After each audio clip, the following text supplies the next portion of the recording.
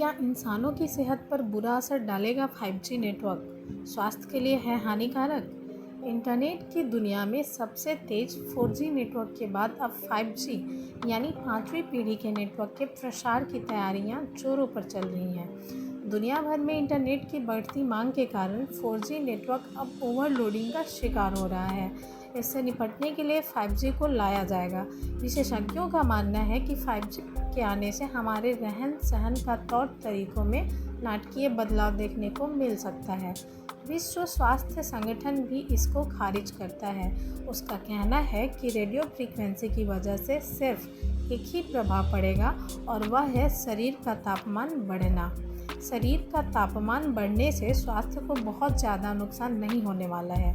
Radio frequency विकिरण को लेकर चिंता। इस नेटवर्क का प्रसार होने के बाद रेडियो फ्रीक्वेंसी विकिरण के संपर्क में आने से स्वास्थ्य पर प्रतिकूल प्रभावों के बारे में चिंता भी जताई जा रही है। 5G नेटवर्क के शुरू होने पर जाहिर सी बात है मोबाइल टावरों की संख्या बढ़ेगी और RF सिग्नल की ताकत बहुत ज़्यादा होती है। ऐसे में विकिरण से स्वास्थ्य खराब होने की आशंका भी है। भ्रम पैदा करता है विकिरण शब्द। फोर्टिस अस्पताल नोएडा में कार्डियक सर्जरी विभाग के अतिरिक्त निदेशक वैभव मिश्रा कहते हैं कि रेडिएशन यानी विकिरण शब्द भ्रम साथ साथ भय और गलतफहमी भी पैदा करता है। मोबाइल उपकरणों से निकलने वाला विकिरण गैर आयनीकृत होता है। यह स्वास्थ्य के लिए हानिकारक साबित नहीं हुआ है। बढ़ता है शरीर का ताप। विश्व स्वास्थ्य संगठन ने भी RF सिग्नलों के संपर्क में आने की आशंकाओं को कम किया है। WHO के अनुसार RF के परिक्षेत्र में आने से शरीर का ताप बढ़ता है और तापमान में मामूली वृद्धि लोगों के स्वास्थ्य को बहुत ज़्यादा प्रभावित नहीं करती है।